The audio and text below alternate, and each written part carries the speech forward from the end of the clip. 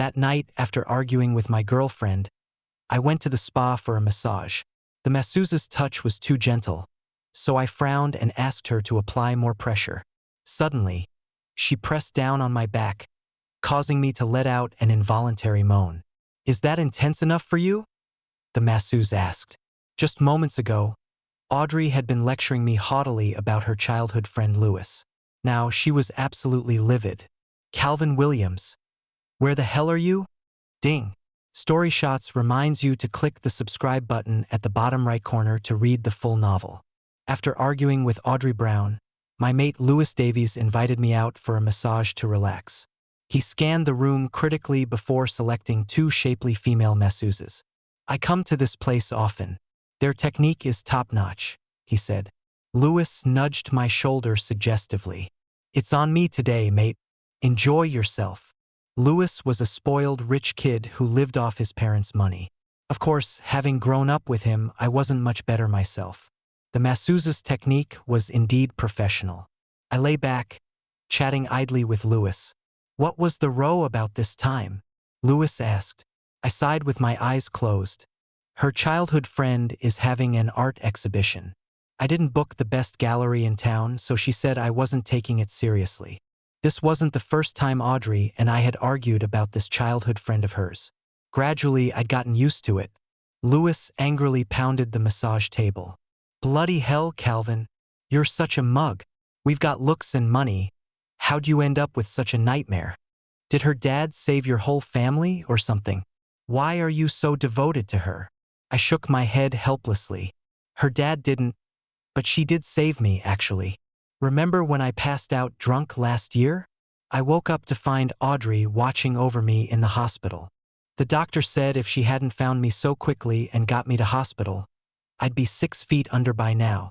To be honest, I didn't have particularly deep feelings for Audrey. Being with her was half out of gratitude, half wanting to experience what being in a relationship was like.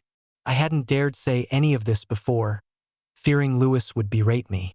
As soon as I finished speaking, I felt the hands on my shoulders pause briefly before resuming their movements. At that moment, Audrey's call came through. I picked up the phone and flipped over onto my stomach, casually putting it on speakerphone. Before I could speak, she launched into a tirade. "Booking a gallery is just one phone call for you. How dare you talk back when I point out your shortcomings?" The previously gentle massage suddenly became weak. I frowned and spoke up. "That's too light. Can you use more pressure?" Audrey fell silent on the other end of the line. The masseuse suddenly pressed down on my back, causing me to let out an involuntary moan. "Is that good enough for you?" The masseuse's gentle voice held a hint of seduction, her pressure now just right. Audrey snapped back to attention, her voice sharp enough to pierce eardrums. "Calvin Williams, where the hell are you? How dare you be with other women behind my back?" The speakerphone made her voice echo throughout the room. I squirmed awkwardly, burying my face into the massage table and mumbled an explanation. "It's not what you think. Let me—" Before I could finish saying "explain," the masseuse interrupted. "Relax, don't be so tense. It'll be uncomfortable otherwise." She even thoughtfully moved to the head of the table, gently lifting my head. "Lying like that will restrict your breathing. Here, let's prop up the pillow a bit." The masseuse's actions only made things seem more suspicious. On the other end of the line, Audrey's breathing grew increasingly rapid, clearly furious. Lewis, who had been enjoying the show, couldn't resist grabbing the phone and said in a deliberately high-pitched voice, "You're interrupting his fun, love. Best hang up now." Before the call ended, Audrey's hysterical scream came through. "How dare you betray me? And with 2 women." As soon as I hung up, Audrey frantically called back. Again and again, she wouldn't stop. Lewis finally turned off my phone for me, then lay on the massage bed laughing hysterically. I looked at the culprit before me and asked helplessly, "This is a proper massage, right?" The therapist blinked, a hint of shyness appearing on her delicate face. "If the client wants special services, that's possible too, but it's a different price." Lewis paused for a moment, then laughed even louder. Sensing the reproach in my eyes, He slapped his thigh and said, "This girl's quite your type. I'll cover whatever it costs." I glared at him, grabbed my phone, and stormed out of the room without looking back. Probably afraid I'd complain, the therapist hurriedly followed me out, reaching to grab the hem of my shirt. I turned around, ready to snap at her, but then I noticed a scar on her wrist. It was a faint, crescent-shaped scar with slightly jagged edges, as if it had been cut by something. I instinctively grabbed her wrist, examining the scar closely. The more I looked, the more familiar it seemed. To confirm, I raised my hand to touch it, but she gently pushed me away. Her voice was still soft, with a hint of shyness. "This isn't quite proper, sir. I mentioned special services are extra." And in the hallway, thinking she had misunderstood, I hurried to explain, "No, I just wanted to look." She tilted her head slightly, putting on a troubled expression, her ears turning a faint pink. "You want to look? So the client wants to inspect the goods first? It's a bit against the rules, but..." Flustered, my cheeks burning, I let go of her hand and asked directly, "How did you get this scar on your hand?" "Oh, this..." She looked down at her arm and sighed softly. "A year ago I saved a drunk man, got cut by a bottle. But it seems he doesn't remember anymore." She gave me a meaningful look as she finished speaking. "I have a drinking problem. When it flares up, I lose control, and my greatest fear is hurting someone while drunk. Last summer, I evaded Lewis's attempts to stop me and went to a pub alone to drink myself into oblivion. Predictably, I had an episode. When I woke up, I was in the hospital. Audrey was sitting by the bed, looking down at me. "Finally awake?" she said. I vaguely remembered that before I lost control, someone had taken the bottle from my hand. The person's wrist seemed to have been cut by the broken glass, but she had just gently reassured me, saying it was nothing. But Audrey's hands were unscathed. Later, when I asked about that night, she just sneered and said impatiently, "You were already passed out when I got there. How would I know what happened before? Had I remembered wrong? I was certainly disoriented when drunk, but how to explain the faint floral scent on me when I woke up?" Thinking of this, I took her wrist and gestured near the scar. She let out a soft ouch, as if indulging me reluctantly. "The client is so forward. It's quite troubling." I stared at the scar, my hands starting to tremble, my voice a bit hoarse. "So, it was you who saved me?" She looked at me with a gentle smile, her eyes shimmering with a soft light. This girl had delicate features, especially captivating when she smiled. "I've been found out," she answered softly, her gentleness tinged with a hint of melancholy. Clearly, she had recognized me long ago. She didn't even need me to explain what I meant by my question. I asked again, "Then why didn't you ever tell me?" She lowered her gaze slightly, her long eyelashes casting shadows on her face. "The timing isn't right," she said, biting her lip hesitantly before continuing. "Your girlfriend isn't suitable for you. I know it's presumptuous to say this. If I've offended you, please forgive me. I knew Audrey wasn't right for me. When we first got together, it was entirely her initiative.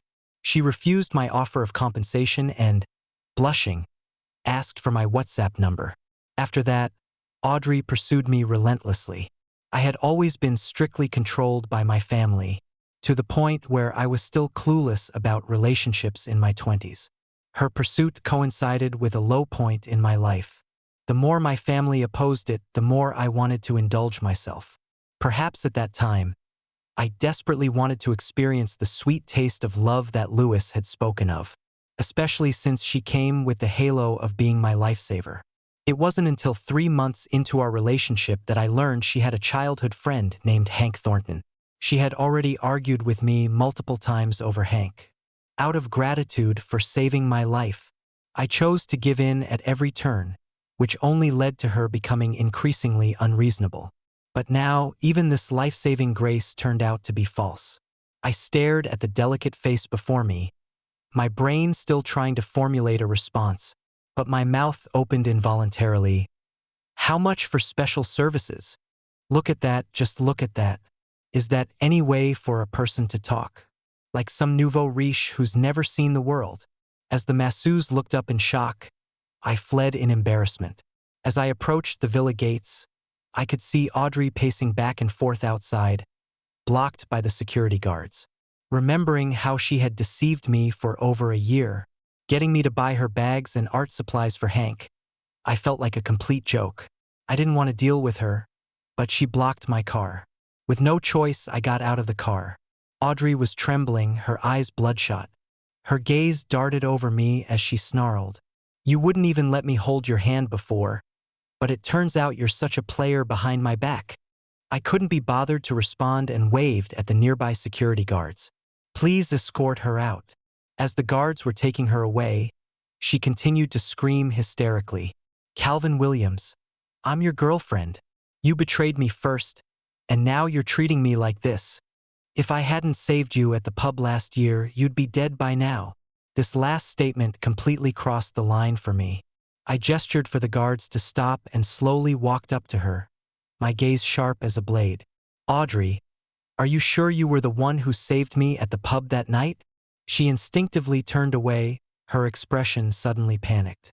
Although her demeanor had already betrayed her, she still shamelessly tried to defend herself. "If it wasn't me, who else could it have been? If I hadn't taken you to the hospital, you'd be dead."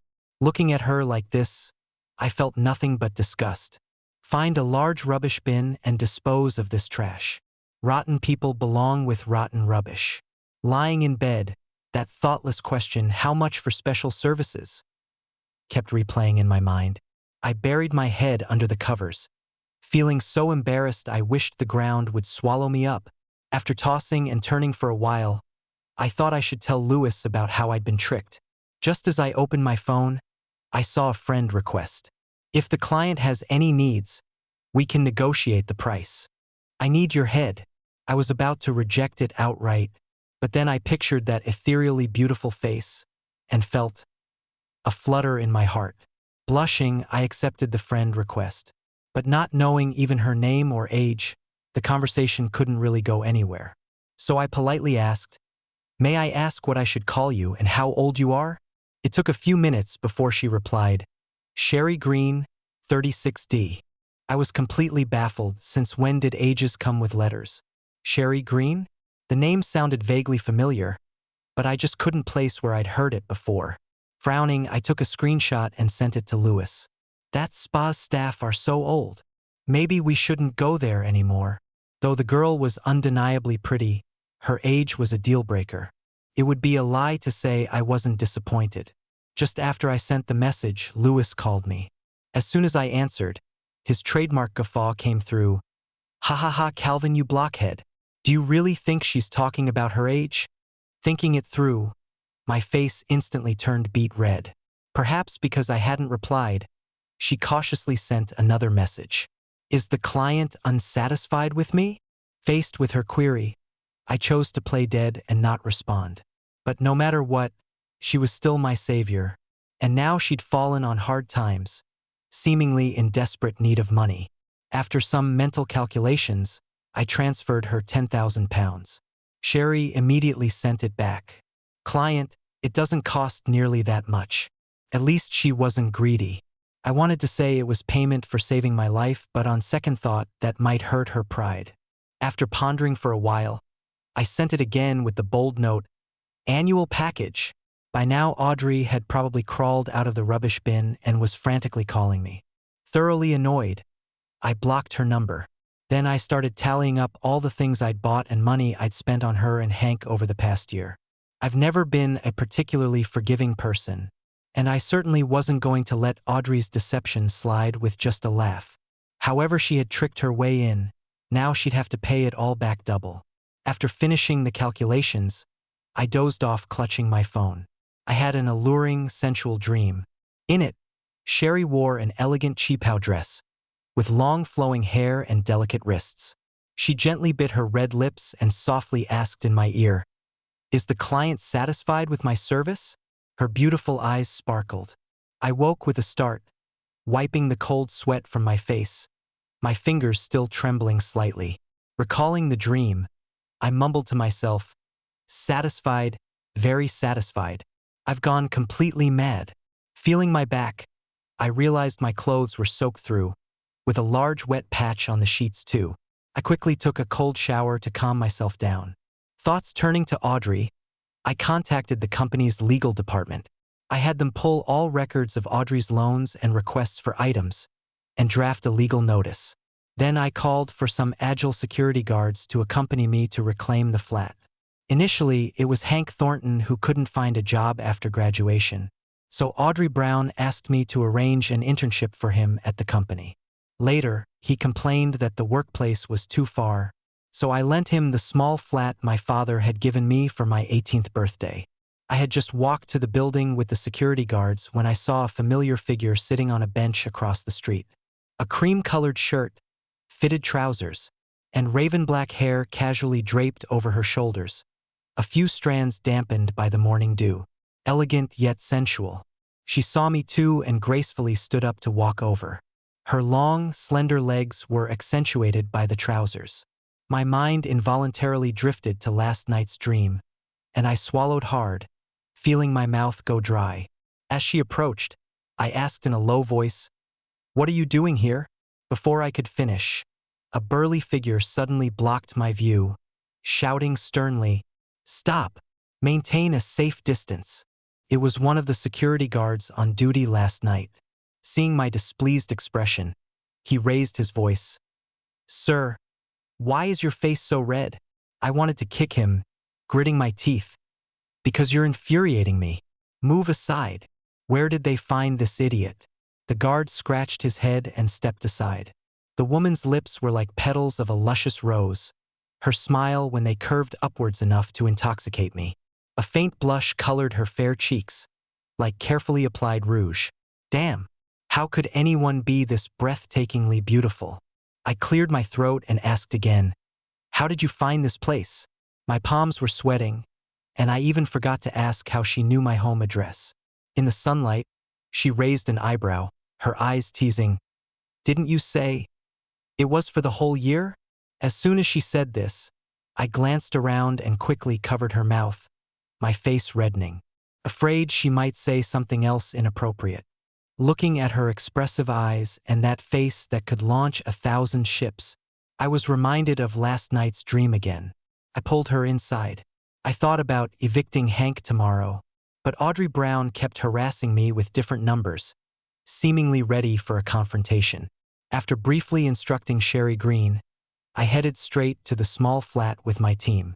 To avoid a wasted trip, I had notified Hank in advance about coming to reclaim the flat. Pushing open the slightly ajar door, I saw Hank sitting on the sofa, wiping away tears, with Audrey softly comforting him beside him. I wasn't surprised to see her there. Hank must have told her already. Hearing the noise, they both looked up. Audrey suddenly stood up, hands on her hips, angrily saying, "Calvin Williams, what's the meaning of this? Hank was living here just fine. What right do you have to kick him out?" I sat down on the opposite sofa, expressionless. "It's my flat. I can do whatever I want with it. Do I need to explain myself to you?" Hank's sobbing intensified. He gently tugged at Audrey's clothes, whimpering softly, "Audrey." I shuddered, getting goosebumps all over. How had I never noticed how affected he was before? This Audrey successfully ignited Audrey's maternal instincts. Her face flushed as she continued to shout, "I'm your girlfriend. I can overlook your affairs, but you must let Hank continue living here." "Oh, well, I'm informing you now that we're breaking up," I said. I waved to the security behind me, took the folder they handed over, and tossed it in front of them. "The details of the debts are all here. Remember to pay them back." Audrey's eyes widened in disbelief. "Calvin Williams? What do you mean? Don't forget I once saved your life." She shouldn't have mentioned that. Now I was fuming. I sneered and asked, "You saved me? Then tell me where I fainted." This question I had never asked her before. She stammered for a long time, fine beads of sweat appearing on her forehead, but she couldn't specify the location. Suddenly, her knees gave way, and she fell to the ground in front of me. "Calvin, I didn't mean to lie to you. I just like you too much. I won't pursue the matter of you finding another woman. Can we call it even? I don't want to break up." Hank stopped crying, his face becoming somewhat distorted. It was like the shame of being abandoned by a lover. I darkened my face. "Humph. I think you just can't bear to part with my money." I glanced at the hidden camera in the corner of the living room. "Get out of my house as soon as possible. I feel sick even one more day. I'll wait here." Due to health reasons, my parents were worried about me living alone, so they installed cameras in every room of the small apartment except the bedroom and bathroom. If I hadn't come to take back the house, I would have almost forgotten about this thing. I had told Hank about it before he moved in. Seeing that I had made up my mind, Audrey didn't say anything more and got up to pack her things with Hank. It was already noon by the time they finished packing and left. I sat on the sofa and took a deep breath. On my phone, Sherry sent a message asking if I wanted to come over for a meal. She had even taken a few photos and sent them to me. The table was full of dishes I loved. In the last selfie, she was wearing a light blue apron, her soft long hair tied up in a bun, revealing her fair neck, smiling shyly at the camera. More tempting than all the delicious food on the table. My mind went blank, and I directly replied, "I'd rather taste you." Damn, how did I send out what was in my heart? Realizing what I had sent, I quickly tried to recall it, but it was too late. She replied quickly, "Then I'll go prepare myself." I clutched my phone, my heart racing. This girl, how she knows how to tease. Every move she makes me lose control. A few minutes later, Sherry sent another photo. She had just finished bathing, her hair still dripping with water. A thin white bathrobe wrapped around her alluring figure, her faintly visible collarbone making it hard to look away. Those eyes full of emotion seemed to bewitch the soul. Although it was a very normal photo, it made my blood rush and my mouth go dry. I slammed the table hard, cursing under my breath. To hell with gentlemanly manners. I hesitated no longer and immediately returned to the villa. As soon as I entered the door, I pounced on her like a hungry wolf, forcefully capturing her lips. She was startled at first but then responded with equal passion. We unleashed our desires to the fullest at that moment.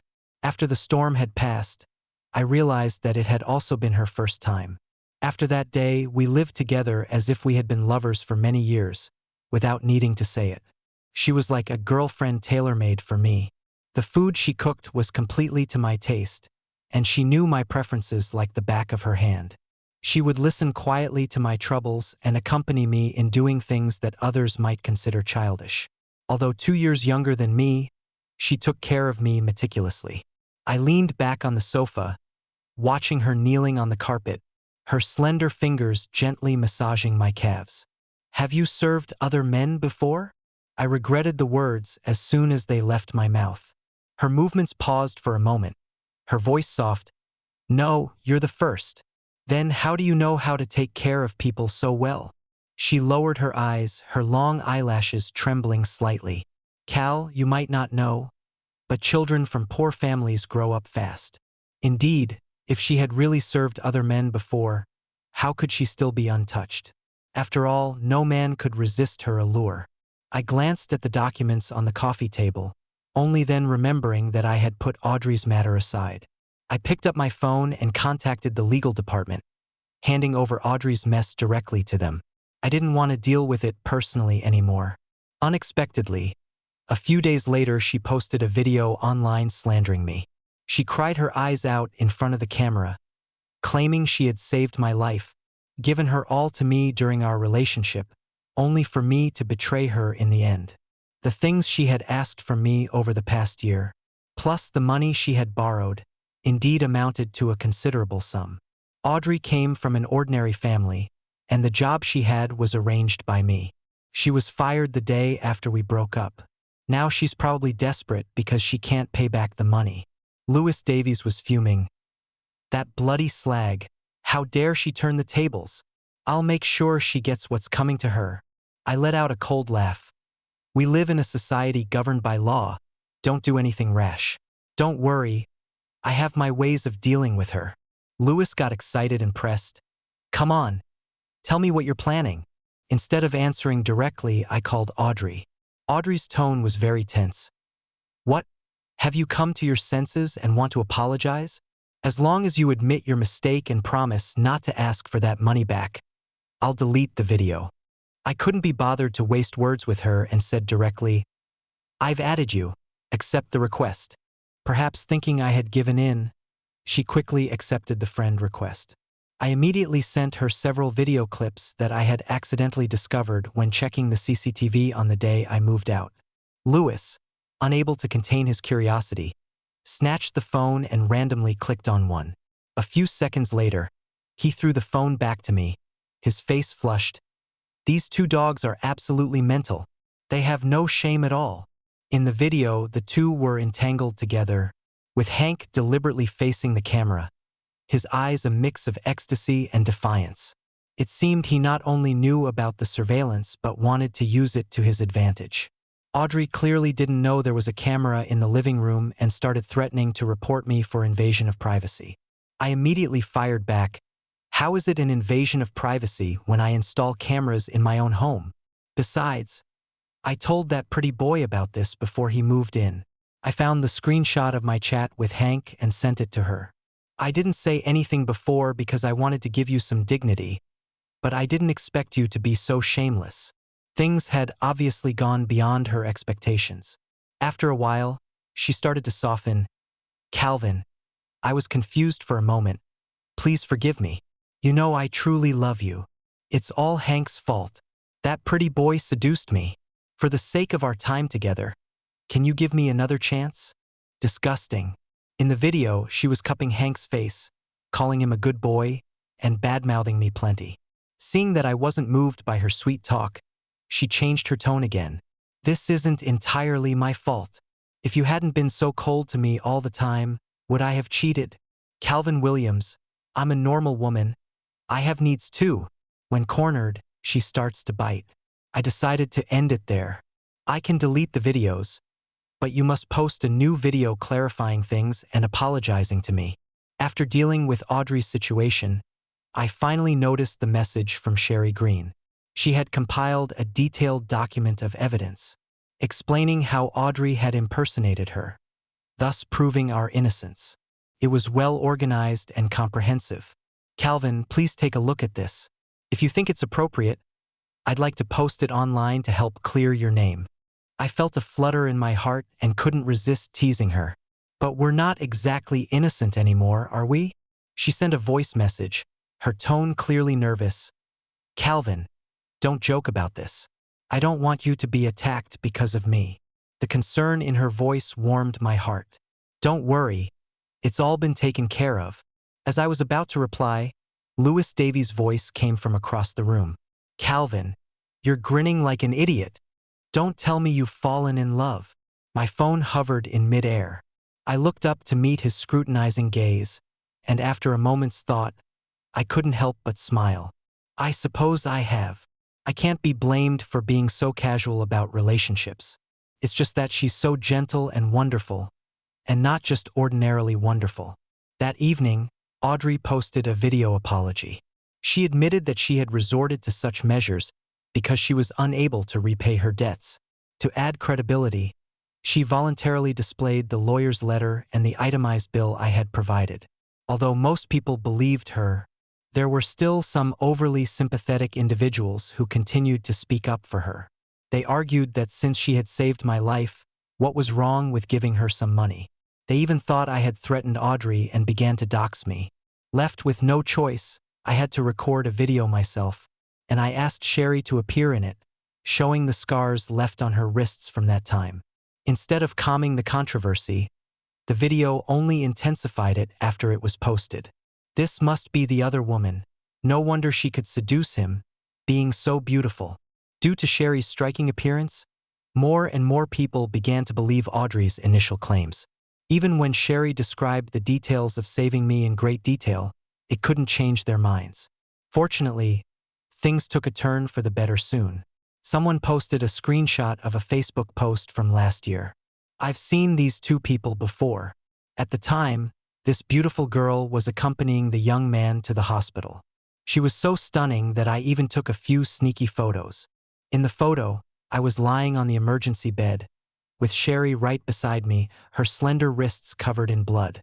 The screenshot also included comment interactions. I heard the young man had an alcohol-related illness, and this beautiful woman saved him just in time. The timestamp showed it was from last June. The evidence was irrefutable, and the truth came to light. Due to malicious slander, Audrey was doxxed, and her life was reportedly severely affected. She struggled to find work, and Hank Thornton cut ties with her. Even her family was implicated. Unable to bear the abuse and harassment from internet users, Audrey's parents were forced to sell their family home to repay the debt she owed me. The storm stirred up by Audrey finally subsided. Those who had attacked me online started sending private messages to apologize.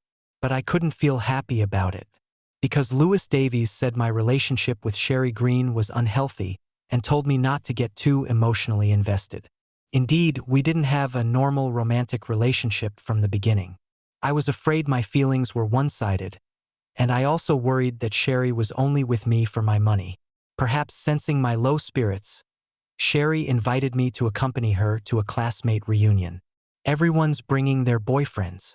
"Calvin, will you come with me?" she asked, seeming a bit nervous.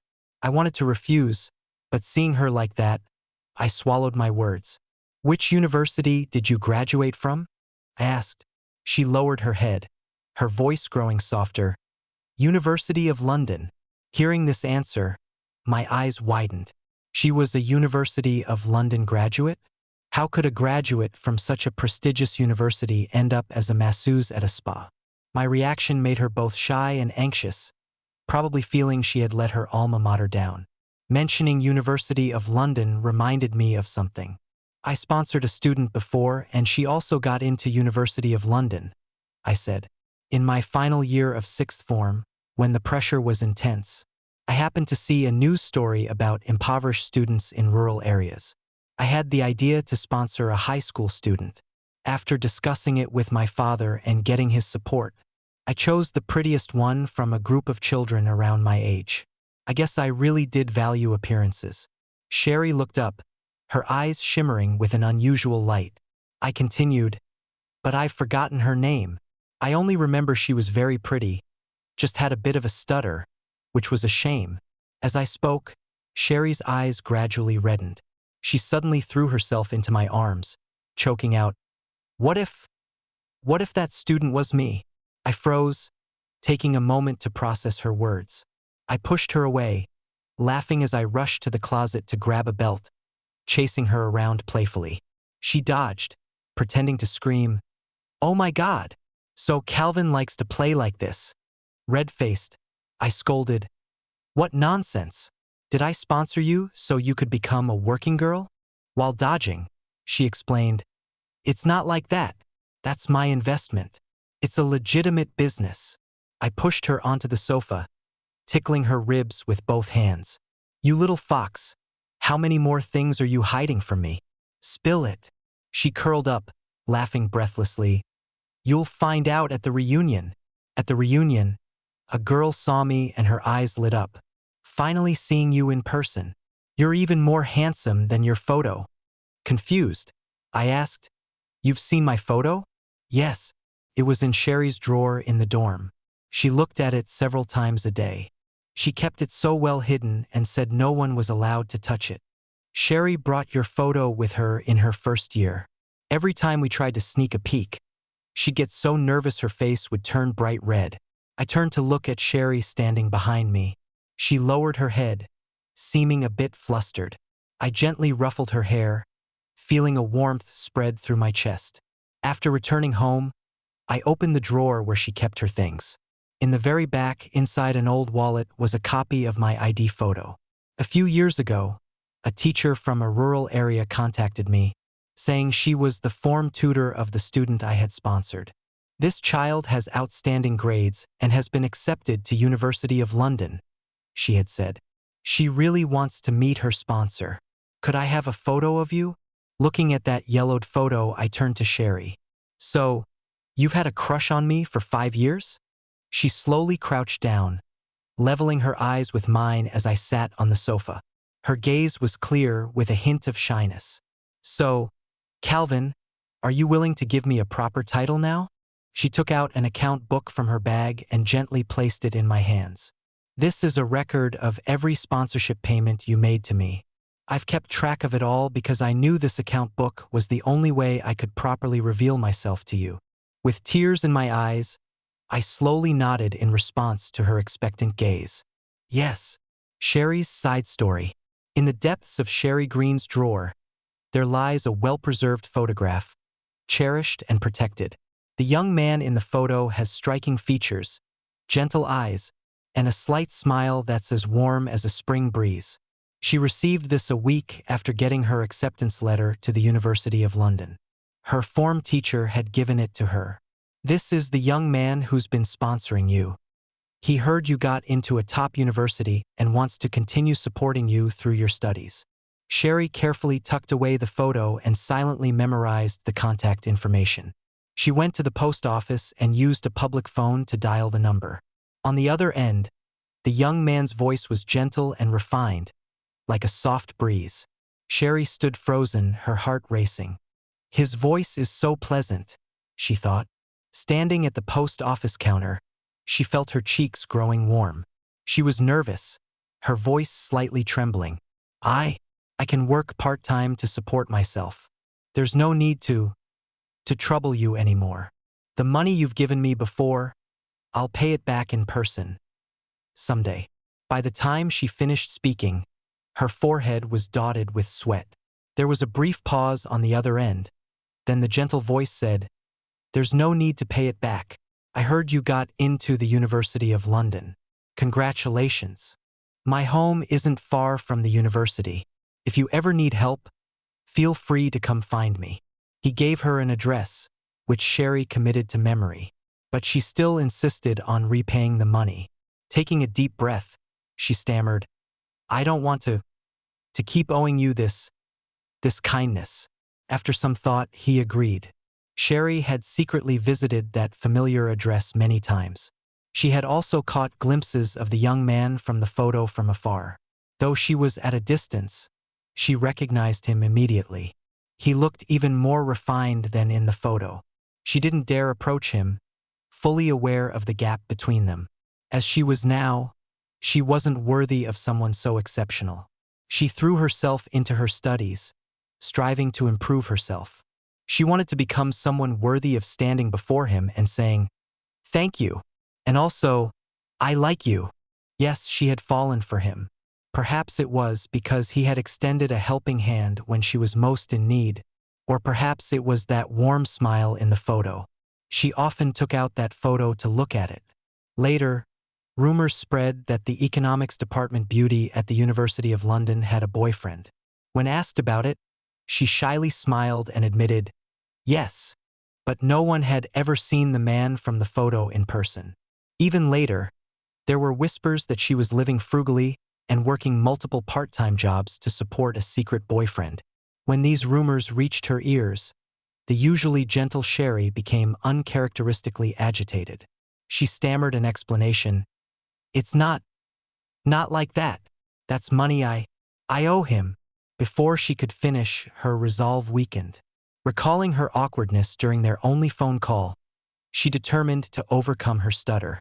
So she joined the debate society, and gradually her speech became more fluent. She studied hard, won several scholarships at the University of London, and found a good job after graduation. Not only had she saved enough money, but she had also made herself worthy of him. She finally had a reason to meet him. Little did she know, that young man had long forgotten about this. Saving Calvin Williams that time was unexpected, yet somehow inevitable. That day, she had gone there specifically to see him. When Calvin's condition flared up, his consciousness was completely scattered. Sherry saw him waving a broken beer bottle at the crowd. Worried he might hurt someone, she snatched the bottle away and rushed him to the hospital. Only after seeing him out of danger did she feel the pain in her wrist. Looking down, she realized the bottle had left a deep gash. The nurse, upon noticing, urged her to get the wound treated. By the time her wound was bandaged and she returned to find him, the hospital bed was empty. The nurse said his family had taken him home. Without a second thought, she headed straight to the address she remembered, deeply concerned for his well-being. At the entrance, security stopped her. Just then, a girl walked out and noticed the bandage on Sherry's wrist. Her expression suddenly alert. The girl pulled Sherry aside, waiting until the security guard was out of earshot before stopping. She said, "You're here for him, aren't you? He's fine now. By the way, I'm his girlfriend. Thank you for saving him. Here's money for your medical expenses. Please don't come to bother him again." Sherry didn't take the money. Compared to the pain in her wrist, her heart ached even more. Just when she had finally worked hard enough to be worthy of him, he already had a girlfriend. She encountered Calvin again a year later. Having saved up a decent amount, she no longer wanted to work for others. She and a friend decided to invest in a club together. That day, she happened to stop by on business. As soon as she entered, she saw him. The lad next to him said to the manager, "Call over all your pretty masseuses. Let my mate have a look." Though not professionally trained, Sherry had learned excellent massage techniques from caring for her bedridden grandmother since childhood. She changed into the club's uniform and, sure enough, was chosen by his friend. For the first time, she was grateful for her good looks. Through their conversation, she finally understood the truth about the so-called girlfriend. She lowered her eyes in thought. That imposter had already stolen a whole year of her time. She didn't want to wait any longer. She could disregard societal judgments and ignore gossip. As long as she could stay by his side, as long as he would give her a chance. Later, they met again. And even later, a family photo appeared in Sherry's wallet. In the center of the photo was a little boy, about 3 or 4 years old, with a radiant smile, chubby white cheeks, and slightly upturned lips. He looked just like the boy she had quietly treasured in her heart since she was 18.